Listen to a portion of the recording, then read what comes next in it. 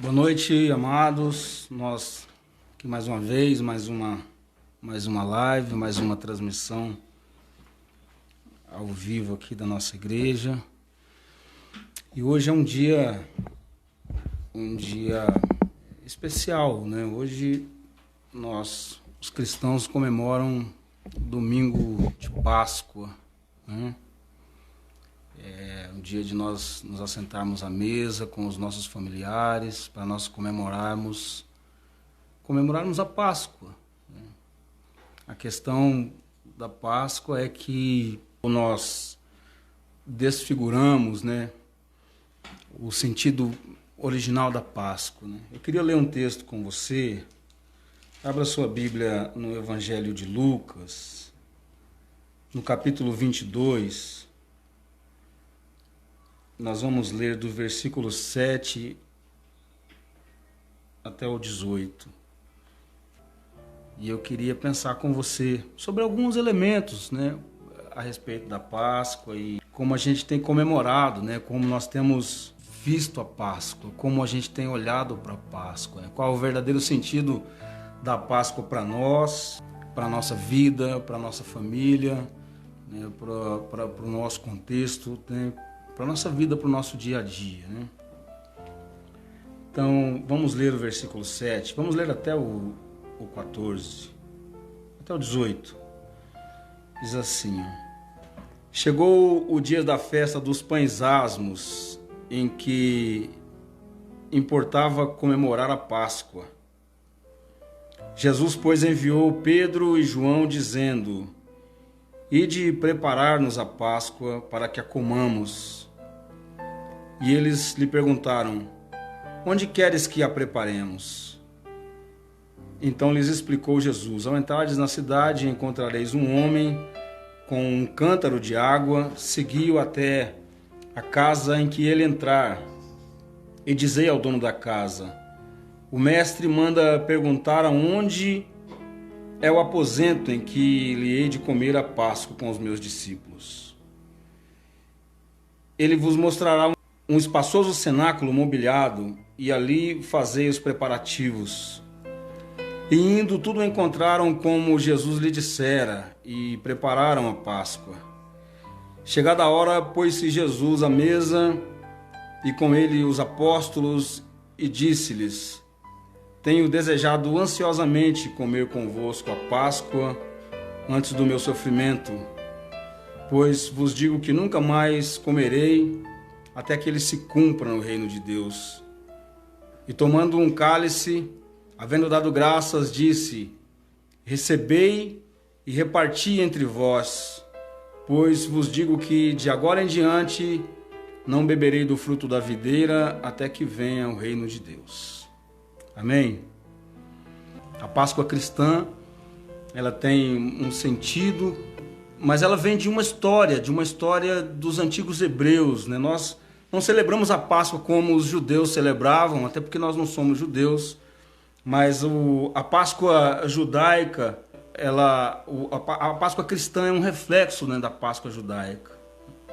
Infelizmente, no sentido cristão, nós desvalorizamos o seu poder simbólico, nós desvalorizamos o seu poder espiritual. A Páscoa que o mundo divulga, a Páscoa que o mundo celebra hoje, ela tem coelho.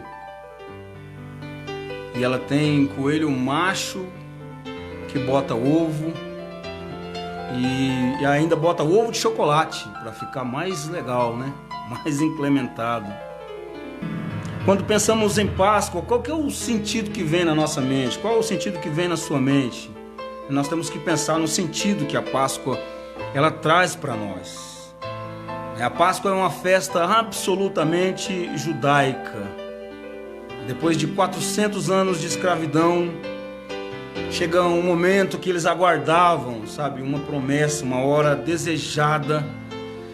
E Deus faz o que Ele promete para os patriarcas. Ele liberta o povo do Egito. E nessa noite vai passar no Egito o anjo da morte. O anjo ele vai visitar todas as casas no Egito. vai visitar todas as casas dos egípcios, principalmente dos egípcios, né? Todos os primogênitos no Egito eles vão morrer, filhos de pessoas, de animais, de cordeiro, de vaca, todos os primogênitos dentro do Egito eles vão morrer. Isso significa que em cada casa vai ter um velório. Você imagina um negócio desse, um país, e em cada casa ter um velório. Hoje eu estava vendo o jornal e o jornalismo estava noticiando as coisas que estão acontecendo nos Estados Unidos da América. Os Estados Unidos hoje já está com um número de óbitos maior do que na Itália. Até ontem eram 20 e poucos mil mortos. E lá nos Estados Unidos hoje o comentário é assim, que todo mundo já sabe de alguém que morreu, conhece alguém, ou algum amigo, ou alguém que trabalhava numa empresa. Nos Estados Unidos todo mundo tem alguém, conhece alguém, sabe? Ouviu falar de alguém que morreu, que está hospitalizado, né, ou que está contaminado com o Covid-19. Agora você imagina isso daqui estava acontecendo lá, aconteceu no Egito, sabe? Todas as casas havia um óbito, todas as casas tinham um velório, sabe? Todos os lares tinham um defunto, porque o anjo da morte passou e morreu alguém dos egípcios, né? Mas na casa dos judeus não tinha óbito. Na casa dos judeus não tinha nenhum defunto. Na casa dos judeus não morreu ninguém. Por que não morreu ninguém, né? Porque na porta da casa deveria ter uma marca. Era a marca do sangue daquele cordeiro que foi sacrificado. Era a marca do cordeiro que foi imolado. A ordem de Deus para o povo era o seguinte, Êxodo capítulo 12. Vocês vão pegar um cordeiro e no crepúsculo vespertino, no crepúsculo da tarde, naquele lusco-fusco do final do dia e do começo da noite, eles iriam sacrificar aquele cordeiro. E quando a família comesse do cordeiro, eles seriam libertos da escravidão. Eles iriam se reunir à mesa e eles iriam comer daquele cordeiro, né? A reunião familiar, todos assentados à mesa, sabe? É o primeiro sentido da Páscoa, a família assentada à mesa, né? A família assentada à mesa é um ato importantíssimo na Páscoa, né? E Deus diz na sua palavra que eles deveriam celebrar a libertação, eles deveriam fazer isso todos os anos. A Páscoa ficou uma instituição de uma festa anual. Essa celebração da Páscoa ela seria um recordatório. Era para relembrar que Deus havia tirado Israel do Egito. A Páscoa é um ritual judaico cheio de minúcias e cheio de detalhes. O pai da família ele preparava a Páscoa e ele colocava na mesa esse cordeiro. Ele colocava à mesa pães ázimos, pão sem fermento, ervas amargas e 4 taças no centro da mesa. Eu não vou entrar muito aqui nos detalhes da celebração judaica, porque não é o nosso objetivo. Mas o pai da família, ele dirigia o ritual. Ele que fazia toda a celebração, né, passo por passo, cheio de detalhes, cheio de minúcias. Jesus, ele era judeu. Todos os seus apóstolos, eles também eram judeus, assim como Jesus, né? Eles estavam acostumados, todos os apóstolos de Jesus estavam acostumados a fazer essa celebração em família todo ano. Todo ano eles se assentavam à mesa para fazer essa celebração, né? Com o cordeiro, com os pães ázimos, com essas ervas amargas, com essas taças. E o pai de família fazia todo aquele ritual. Eles estavam acostumados com isso. Todos eles desde a mais tenra idade, desde bebezinho, desde pequenos. Eles viram a Páscoa sendo celebrada nos seus lares. Para relembrar o quê? Para relembrar o dia que eles foram libertos da escravidão no Egito. Então, tanto Jesus como os discípulos, eles estavam acostumados com a Páscoa. Essa é a Páscoa que Jesus manda preparar. Jesus fala para os discípulos, o texto que nós lemos, Jesus fala assim para os discípulos: vão, vocês vão encontrar um homem com um cântaro, e esse homem vai conduzir vocês até um cenáculo, e lá vocês vão preparar a Páscoa. Era essa Páscoa que os discípulos deveriam preparar. O pai de família, ele dirigia a reunião. O pai explicava as alianças que eram feitas, que foram feitas com os patriarcas, e eles vão se alegrar por serem separados. Eles vão se alegrar com isso, por ser um povo especial, um povo santo, um povo separado por Deus. A mesa, ali na mesa eles se alegram, eles celebram. Era um lugar de alegria, um lugar de celebração. Nós nos assentamos à mesa para sermos um. A igreja tem que retomar o seu sentido verdadeiro. O que significa assentar à mesa? Nós não podemos esquecer o que está envolvido no momento em que nós nos assentamos à volta da mesa. Nós temos perdido muito como família com esse negócio de não assentar mais à mesa. O marido vai, pega o prato e senta, vai para o sofá, a esposa vai, pega o prato e vai para o quarto, o filho vai, pega o quarto, vai um para um quarto, vai outro para o outro quarto, cada um no cômodo da casa. Nós estamos sendo roubados, de momentos preciosos, de momentos de ensinamento, de momentos abençoadores, onde a mãe ou o pai de família, ora pelo alimento e agradece a Deus. Nós estamos sendo roubados disso. O momento de nós nos assentarmos à mesa como família, foi Deus quem criou, foi Deus quem preparou para a família. Nós já nos assentamos à roda de muitas mesas na nossa vida, mas as mesas mais especiais que Deus preparou para nós, as mais sagradas, é a mesa da família, que nós nos assentamos para celebrar uma refeição, e a mesa da ceia na igreja, que nós nos assentamos para celebrar o corpo de Cristo. O sangue de Cristo, ele nos torna uma família criada por um único sangue, o sangue de Jesus. Quando nós nos reunimos em Cristo, nós temos que ter na nossa mente, que na nossa veia espiritual corre o sangue de Jesus, o sangue do Cordeiro que nos une, o sangue do Cordeiro que nos leva à vida eterna, o sangue que nos redime, que nos santifica, que nos regenera, que nos santifica, o sangue de Jesus. A Páscoa, ela é uma celebração da família de Deus. E cumprimos um mandamento, que é fazer isso em memória dele,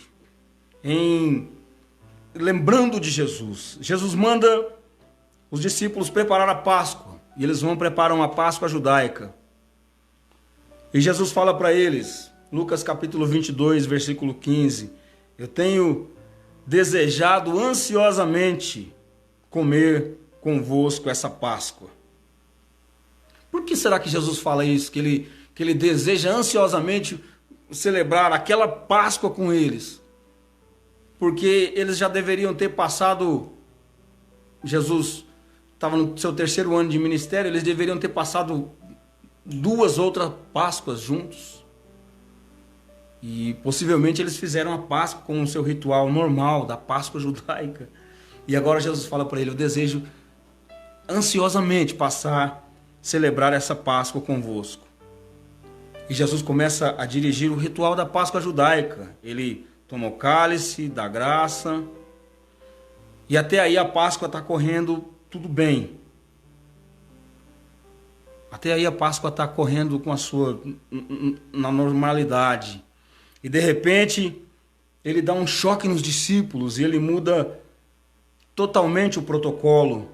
Ele pega um pedaço de pão, dá graças e fala, esse é o meu corpo que será oferecido por vós, fazer isso em memória de mim. E de agora em diante, é isso que Jesus está querendo dizer para eles, olha, de agora em diante vocês não vão se lembrar mais do Egito, vocês vão se lembrar de mim. Eu sou o Cordeiro de Deus que tira o pecado do mundo. E depois de cear, ele pega o cálice.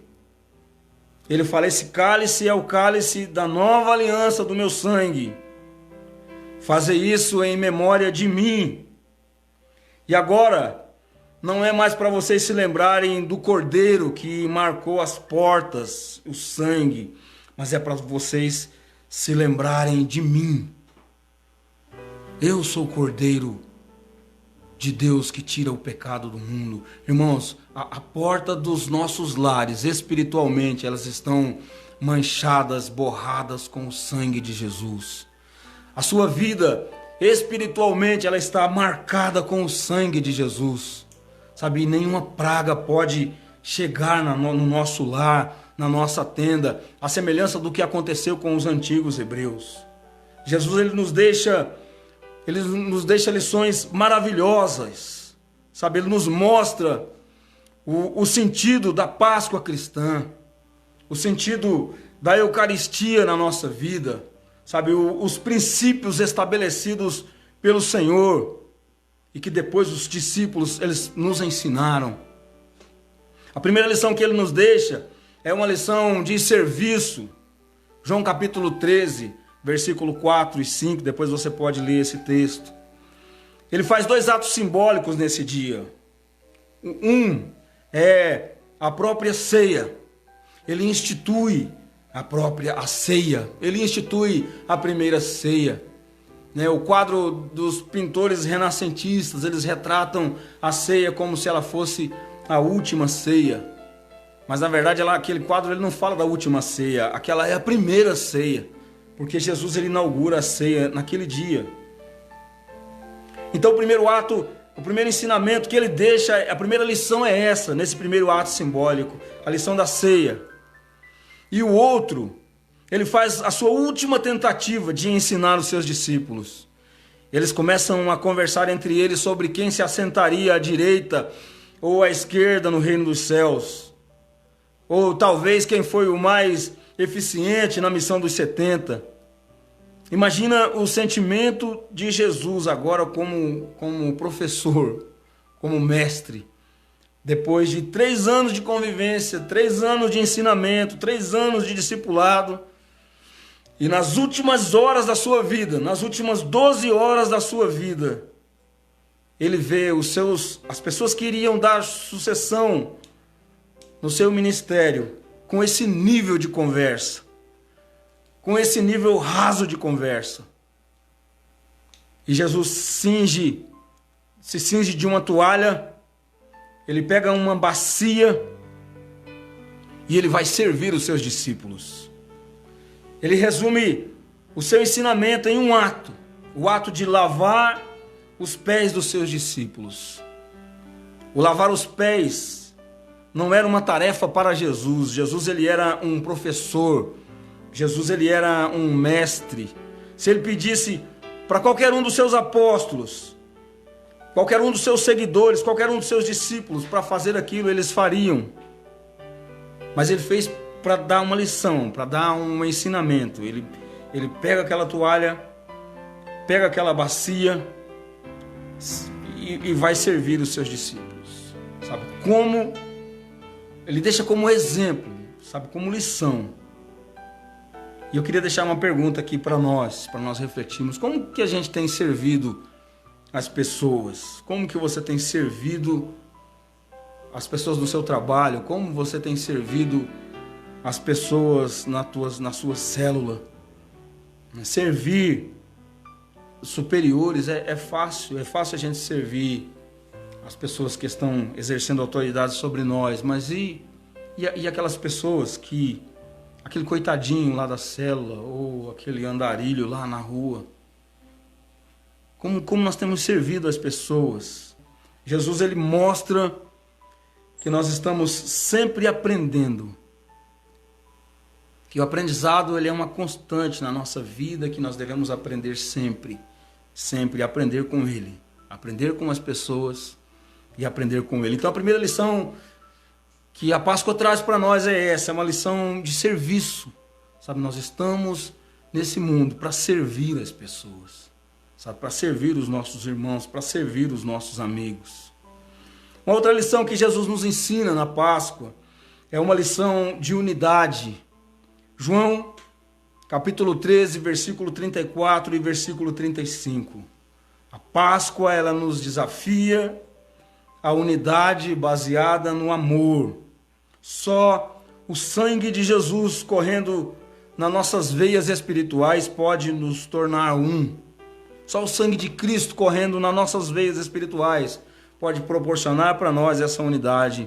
Unidade não é conseguida através de reuniões, através de convenções, através de grandes mobilizações ou de grandes eventos. A unidade, ela é conseguida, ela é adquirida quando nós conhecemos Jesus e o sangue de Jesus corre nas nossas veias. A unidade é afirmada por meio do reflexo, do testemunho do Evangelho nas nossas vidas. Jesus disse isso, ele fala assim, ó, nisso conhecerão todos aqueles que são os meus discípulos. As pessoas, elas verão o nosso amor pelo próximo e elas serão atraídas por isso. Só o sangue de Jesus, correndo nas nossas veias espirituais, pode gerar unidade em nós. E a terceira lição que Jesus nos ensina na Páscoa é uma lição de perdão. Essa semana eu vi uma frase assim, não perdoar é tomar um veneno esperando que outra pessoa morra. Então, olha, outra lição que Jesus nos dá é essa, é a lição de perdão. Jesus, ele antevia a cruz através das figuras do pão e do vinho. A Páscoa, ela nos prepara para enfrentar as traições da vida. Sabe, a ceia nos prepara para enfrentar as traições da vida.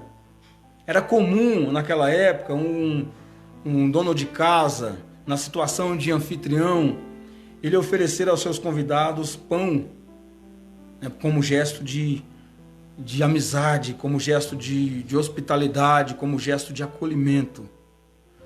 E eles tinham esse entendimento. Jesus molha o pão no vinho. Quando ele faz esse ato de molhar o pão no vinho, ele está lançando mão do amor, para poder enfrentar a traição que estava por vir. A traição de um amigo, a traição de um filho espiritual, a traição de uma pessoa que ele conviveu durante 3 anos da sua vida, ensinando e amando. E a traição é isso mesmo, a traição ela acontece com pessoas que estão por perto. Jesus estava se preparando para enfrentar isso, né? O que nós fazemos quando nós sabemos de uma traição, quando nós somos alertados que nós podemos ser traídos? O que você faz? No trabalho, na escola, no seu dia a dia, quando você sabe que você vai ser traído por alguém? A nossa tendência natural, irmãos, é a gente eliminar essa pessoa, eliminar da nossa vida, eliminar do nosso quadro de amizade. E Jesus, ele antevia a traição e mesmo assim, ele lavou os pés de Judas. Ele o serviu mesmo sabendo que Judas iria traí-lo. Jesus o serviu mesmo assim.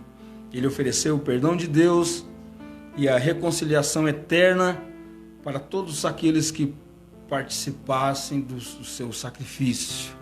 Ele oferece essa salvação para nós, que o aceitamos como seu salvador pessoal. Você precisa abrir mão das dores que a vida te causou. Você precisa perdoar. Você precisa abrir mão das mazelas, das mágoas que te fizeram sofrer, sabe? E perdoar. Porque a falta de perdão é exatamente como essa frase que eu falei no começo. É você tomar um veneno e esperar que o outro morra. A falta de perdão é isso. É você ingerir um veneno esperando que outra pessoa morra. Você precisa abrir mão das dores. Na Páscoa ela traz esse significado também. Como que nós vamos abrir mão das dores? Como que nós vamos abrir mão das mazelas? Através do sangue de Jesus. Sabe, você está com dificuldade de perdoar alguém, saiba que Jesus, ele te perdoou. Saiba que Jesus perdoou alguém no dia em que ele foi traído. Antes de ser traído, Jesus já havia perdoado essa pessoa. E ele nos ensina isso. Jesus nos ensina a praticar o Evangelho. Jesus nos desafia a praticar o Evangelho através do seu amor.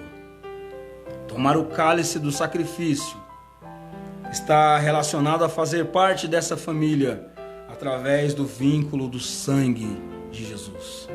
E a Páscoa nos dá esse entendimento. E para encerrar, eu quero deixar uma citação de Charles Spurgeon, que diz: o fogo do nosso fervor deve arder no centro vital da fé, nas verdades que pregamos e no poder que elas têm de abençoar a humanidade através do sangue de Jesus. A Páscoa é uma convocação de unidade. Unidade que se concretiza, que se materializa através do sangue do Cordeiro que foi imolado. Amém? Eu queria, nesse momento, orar com você e que essa palavra de conforto, ela venha trazer um significado para a nossa vida e para o nosso coração. Sabe, muitas pessoas hoje, em reuniões familiares, regadas de muita bebida alcoólica, sabe, se desentenderam e brigaram, e esse não é o sentido da Páscoa. O sentido da Páscoa é nós nos assentarmos à mesa para nós celebrarmos o amor de Jesus, para nós celebrarmos o sangue de Jesus, para nós servirmos o nosso próximo, para nós vivermos em unidade e para nós entendermos que o perdão, ele nos dá vida. Jesus nos desafia, sabe, a isso, a praticar o amor através do Evangelho. Eu queria orar com você, queria que você fechasse o seu olho aí, na sua casa, e nós vamos orar nesse momento. Eu quero orar por você, quero abençoar a sua vida, quero abençoar a sua família, a sua semana, o seu trabalho, em nome de Jesus. Vamos orar. Senhor, nós te louvamos, meu Deus, por esse dia, ó Pai, em que nós celebramos a Páscoa, ó Deus, e o verdadeiro significado da Páscoa, ó Pai. Nós entendemos que é o Senhor Jesus ter morrido na cruz para nos salvar, que é o Senhor Jesus ter morrido na cruz do Calvário, ter derramado o seu sangue, ó Deus, para nos perdoar, ó Pai, para nos sarar, ó Deus, para nos dar a salvação através da graça, ó Deus, pela fé.